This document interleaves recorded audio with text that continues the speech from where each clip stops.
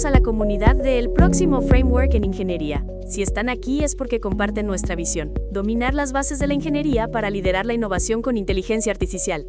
En esta sesión del curso de radiofrecuencia y microondas, daremos un paso crucial en ese camino. Hoy vamos a abrir el capó de prácticamente todos los dispositivos inalámbricos que utilizan, su teléfono móvil, su router Wi-Fi, su auricular Bluetooth. Vamos a explorar la revolución arquitectónica que permitió meter radios increíblemente complejas y de alto rendimiento en chips de silicio del tamaño de una uña.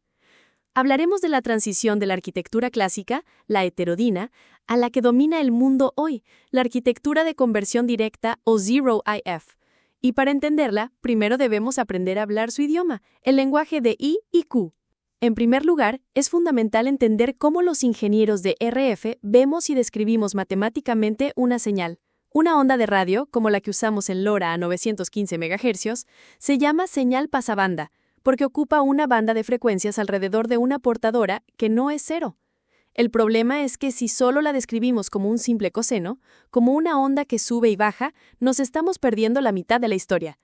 Nos dice su frecuencia sí, pero no captura toda la información, especialmente su fase, que es crucial para las modulaciones modernas. La solución a esto es brillante y es la base de toda la radio digital. En lugar de pensar en la señal como una onda, piensen en ella como un vector, una flecha, que está girando a una velocidad increíble, 915 millones de veces por segundo en nuestro ejemplo. Para saber exactamente dónde está esa flecha en cualquier instante del tiempo, necesitamos dos coordenadas, igual que en un mapa necesitamos una coordenada X y una Y. La primera coordenada es la componente en fase, o I, de in phase. Es la sombra que proyecta la punta de nuestra flecha giratoria sobre el eje horizontal. Matemáticamente, esta es la parte del coseno de nuestra señal. La segunda coordenada es la componente en cuadratura, o Q. Es la sombra que proyecta la misma flecha sobre el eje vertical. Matemáticamente, esta es la parte del seno que, como saben, está desfasada 90 grados en cuadratura con respecto al coseno. Aquí está el concepto clave que deben grabar en su mente.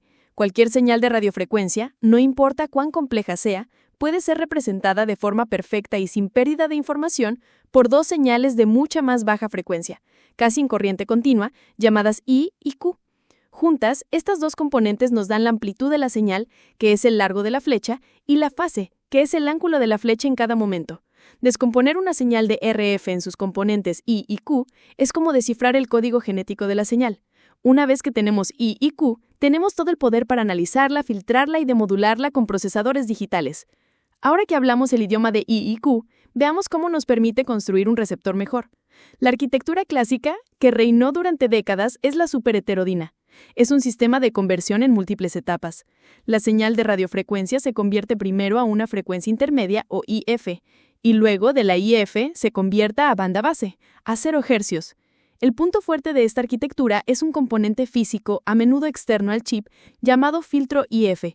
Es un filtro increíblemente selectivo y de alto rendimiento, como un muro de castillo impenetrable que elimina de forma brutal todos los canales adyacentes antes de que la señal principal sea amplificada. Es robusta, es fiable, pero ese filtro es voluminoso, caro y muy difícil de integrar en un solo chip de silicio. Aquí es donde nace el sueño del ingeniero de RF moderno, la arquitectura de conversión directa o Zero IF. La idea es revolucionaria en su simplicidad. Y si pudiéramos eliminar por completo esa costosa y voluminosa etapa de frecuencia intermedia, y si pudiéramos convertir la señal de RF directamente a 0 Hz, a banda base en un solo paso, para lograrlo, la idea es que hacer que la frecuencia de nuestro oscilador local, el corazón de nuestro mezclador, sea exactamente igual a la de la señal de radio que queremos recibir. Pero si intentamos hacer esto con un solo mezclador, como en la arquitectura heterodina, nos encontramos con un problema catastrófico, un verdadero showstopper. Imaginen que nuestro oscilador local está sintonizado en 915 MHz. Si llega una señal de interés en 915.01 MHz, es decir, 10 kHz por encima de nuestra portadora, al mezclarse el resultado será una señal de 10 kHz. ¡Perfecto! Pero ¿qué pasa si llega una señal de interferencia en 914.99 MHz, es decir, 10 kHz por debajo de nuestra portadora? Al mezclarse, el resultado es también una señal de 10 kHz. El receptor es completamente ciego. No puede distinguir entre una señal que está por encima de la portadora y una que está por debajo. Es como si tomásemos el espectro de frecuencias y lo dobláramos por la mitad, justo en el centro. Hemos perdido la mitad de la información, y peor aún, las dos mitades interfieren destructivamente. Este es el temido problema de la imagen en la arquitectura Zero-IF. Y aquí es donde nuestros nuevos amigos, I y Q, vienen al rescate. La solución es la mezcla en cuadratura. En lugar de usar un solo mezclador, usamos dos, idénticos, que trabajan en paralelo. La señal del RF que llega de la antena se divide en dos caminos. El primer camino, el camino I, se mezcla con la señal del oscilador local tal cual, una señal de coseno. La salida de este mezclador nos da nuestra componente I en banda base. El segundo camino, el camino Q, se mezcla con una versión de la misma señal de oscilador local, pero que ha sido desfasada exactamente 90 grados, una señal de seno. La salida de este segundo mezclador nos da nuestra componente Q en banda base. ¿Por qué funciona esta magia? Porque al tener las dos componentes I y Q, ahora tenemos las dos coordenadas de nuestro vector giratorio. Ya no tenemos solo una sombra en un eje, tenemos la posición completa de la flecha en el plano. Y lo más importante, el signo relativo entre las señales de I y Q nos dice de forma inequívoca si la señal original estaba por encima de la frecuencia del oscilador local o por debajo. Hemos resuelto el problema de la imagen. Hemos recuperado toda la información. Esta arquitectura de dos mezcladores y dos caminos, I y Q, es el núcleo de casi todos los transceptores que se fabrican hoy en día. Finalmente, pongamos las dos arquitecturas cara a cara. Es la batalla entre el campeón clásico y el aspirante moderno. En primer lugar, en términos de integración y costo, la victoria es aplastante para la conversión directa. Al eliminar el filtro IF externo, que es caro y voluminoso, la arquitectura Zero-IF es perfecta para ser integrada en un solo chip de silicio, un System on a Chip. Esto reduce el tamaño, el costo y la complejidad de la placa de circuito impreso de forma dramática. El segundo campo de batalla es la selectividad, la capacidad de rechazar interferencias fuertes en canales cercanos. Aquí, la arquitectura heterodina clásica sigue siendo la reina. Su potente filtro IF elimina a los gritones de los canales adyacentes antes de la etapa principal de amplificación. La arquitectura Zero-IF hace su filtrado principal en banda base, después de la mezcla. Esto significa que una señal de bloqueo muy fuerte podría llegar a saturar las primeras etapas del receptor antes de que pueda ser filtrada, lo que representa un desafío de diseño.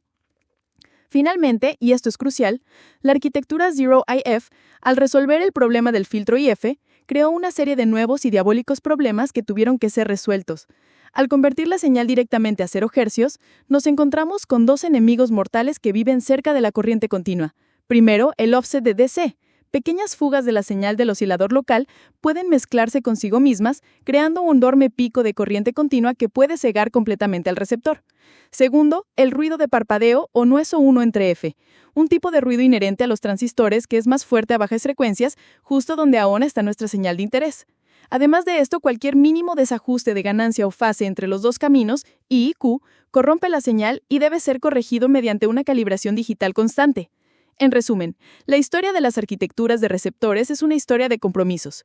La arquitectura heterodina nos ofrece una robustez y un rendimiento analógico casi a prueba de balas a costa de un mayor tamaño y un mayor costo.